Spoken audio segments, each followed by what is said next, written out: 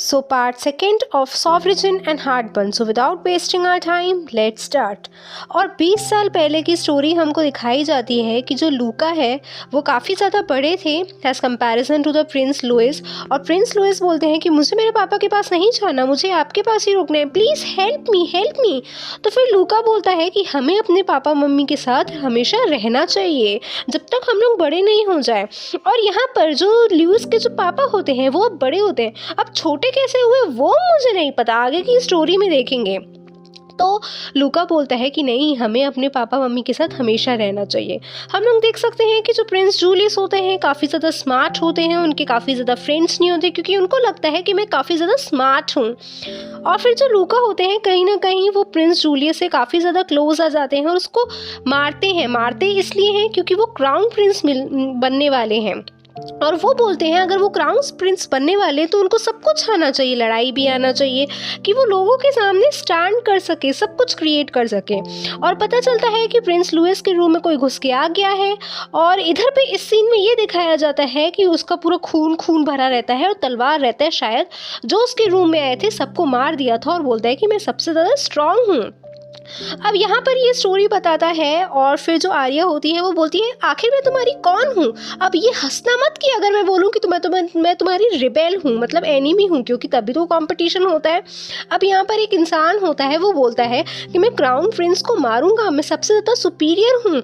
और वो उसी नेशन में जाता है जहाँ पर प्रिंस जूलियस होता है और प्रिंस जूलियस केक खा रहे होते हैं। और फिर उसको तमाचा मारने के लिए आती है हमारी आर्या, क्योंकि बोलती है ये केक मेरी मेड ने बनाया था और मेरे लिए बनाया था, कैप्टन के लिए, तुम्हारे लिए नहीं। तो फिर प्रिंस जूलियस बोलता है ये केक भी चाहता है कि मेरी जैसे स्मार्ट बॉय खाए। और फिर वो देखता है यार इस नेशन में है क्या, ये क्राउन प्रिंस है और इधर पे तो ऐसे हो रहा है, और यार ये जो एम्परर है ये इतना छोटा कैसे है, आखिर इस नेशन में चल क्या रहा है, सबके सब नमूने भरे पड़े हैं। और ये जो एम्परर होता है वो लेके जाता है आर्या का वेडिंग गाउन और यहाँ से फट जाता है। अब फट जाता है तो फिर प्रिंस जूलियस के जो पापा होते हैं वो रोने लग जाते हैं। अब वो जो सुपीरियर जो सबका मर्डर कर लेता है उसको हाथ देती है आर्या, तो फिर उसको बहुत ज़्यादा अच्छी लग जाती है। अब जैसे ही वो सो रही होती है तो उसके रूम में घुस जाता है बिल्कुल डाकू के जैसे, और फिर इसकी शक्ल दिखती है हमारी प्रिंस जूलियस की और वो डर जाता है काफ़ी ज़्यादा और वो टपक जाता है खिड़की से, जैसे हम लोग देख सकते हैं। फिर वैसे ही उसको ना टच करने लग जाता है तो थराम उसको एक चाटा लगा लेती है, मतलब सोते हुए भी उसको सब कुछ पता चल जाता है। अब यहाँ पर जूलियस की बहन यॉन बोलती है हाँ मेरे भाई ने सगाई कर चुकी है उसकी फियोन से, मुझे उसकी फियोन से मिलना है। और यहाँ पर ये बताती है कि हाँ मैं 5 साल से प्रिंस जूलियस को सर्व कर रही हूँ और हमेशा मैं सर्व करती जाऊँगी वो अपने मन में सोचती है एज अ सब कोऑर्डिनेट मैं उसको सर्व करती जाऊँगी। पर उसकी बहन क्या समझती है तुम उसको सर्व करोगी एज अ वाइफ, आखिर तुम्हारे इतने बुरे दिन कहाँ से आ गए। मेरे भाई को अगर तुम कंटिन्यूसली 5 मिनट तक भी देखोगी ना तो तुमको उल्टी आना शुरू हो जाएगी। प्लीज़ आर्या तुम अपनी लाइफ सेव कर लो, क्योंकि मेरा भाई तो कुछ भी नहीं है, मतलब उसके पास ना ही दिमाग है ना ही शक्ल है, कुछ भी नहीं है, आखिर तुम कैसे सर्व कर सकती हो इस इंसान को। फिर ना वो उसका केक खा रहा होता है यॉन का, और फिर वो बोलती है कि ये मेरा केक खा रहा है। तो फिर आर्या जाती है उसको एक चमाट लगाती है और उसके लिए केक लेके आ जाती है। तो फिर यॉन काफ़ी ज़्यादा इमोशनल हो जाती है, वाओ आर्या तुम कितनी ज़्यादा अच्छी हो, प्लीज़ तुम अपनी जान बचा लो और मेरे भाई से छुटकारा पा लो प्लीज़। और वो उसको किस कर लेती है कि तुम बहुत ही ज़्यादा अच्छी हो। अब यहाँ पर पता चलता है कि पार्टनर के लेके डांस होगा वगैरह मस्त से। तो फिर यहाँ पर बताया जाता है कि जो यॉन होती है वो बोलती है प्लीज़ आर्या तुम मेरी नाइट बन जाओ ना।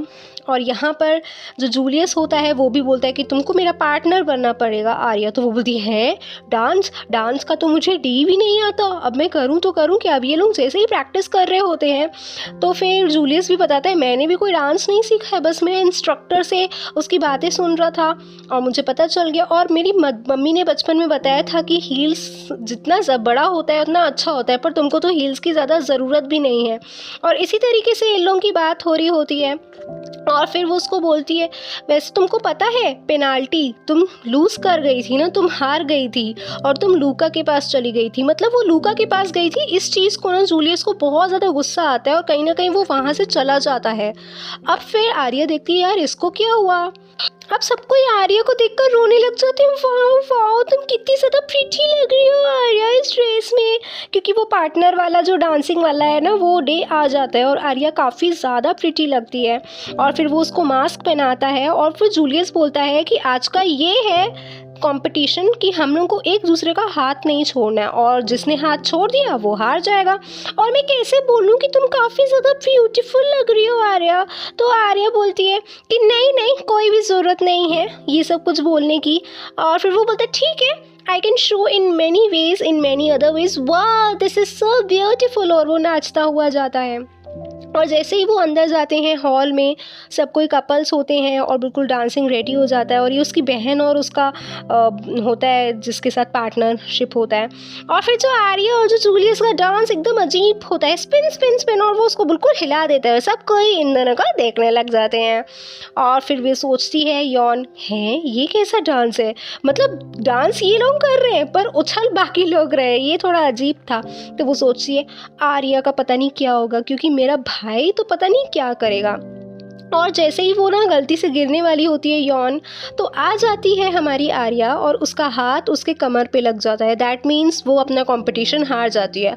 और पता चलता है कि इस कंपटीशन के जो डांस के विनर होते हैं ये यौन और ये इसका जो पार्टनर होता है वो। और पता चलता है जो बेस्ट स्पिनर वाले जो कपल्स होते हैं वो जूलियस और हमारी आर्या होती है। और वो टेरेस पे बात कर रहे होते हैं, मतलब बालकनी में फर्स्ट फ्लोर में, वहाँ से वो उसको कूदा लगा देता है और फिर वो उसको किस कर देता है। ये तो फोर्सफुली वाली बात हो गई। अब जैसे ही वो उठता है बोलता है गुड मॉर्निंग, तो वो बोलती है गुड मॉर्निंग। और वो बोलती है कि हम लोग ना गार्डन जा रहे हैं कुछ काम करने।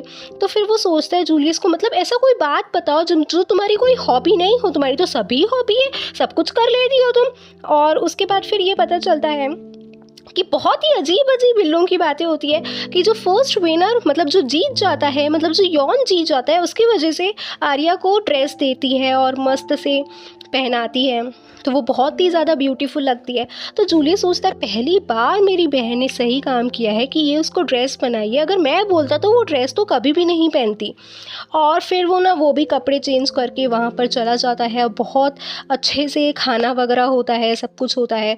और जो यौन होती है वो बोलती है आर्या आप मेरी नाइट बन जाओ, पर वो बोलती है नहीं, मैं प्रिंस जूलियस की नाइट हूँ और मैं उन्हीं को सर्व करूँगी। और प्रिंस जूलियस जाने जाते हैं हम सब नाइट के ही द्वारा, तो मैं उनको नहीं छोड़ सकती। तो फिर यौन भी बोलती है चलो ठीक है कोई बात नहीं, पर तुम सुन लो मेरे भाई, मैं कभी भी गिव अप नहीं करूँगी आर्या पे, वो तो मेरी ही नाइट बन के रहेगी।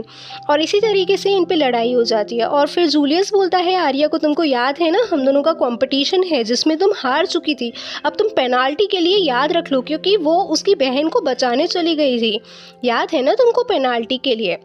अब यहाँ पर उसको ना कुछ पेनाल्टी के लिए एक रिंग देता है। और वो जैसे ही ना कुछ मुक्के मारती है तो उसके हाथ में कुछ भी नहीं होता उस रिंग की वजह से। और फिर वैसे ही लूका आता है और फिर वो देखती है देखो देखो मेरे हाथ में तो कुछ भी नहीं हुआ है, चाहे मैं जितना भी मुक्का मारूं।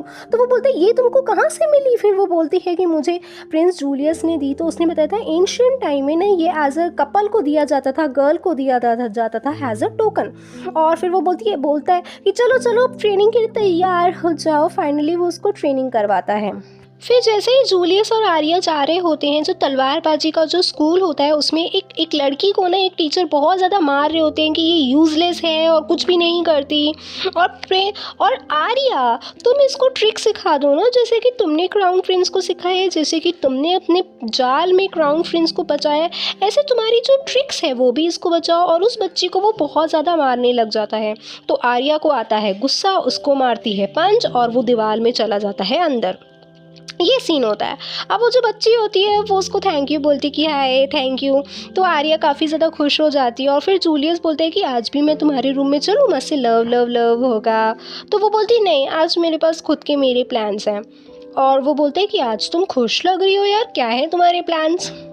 तो इस एपिसोड में हम लोग यहीं तक ख़त्म करते हैं।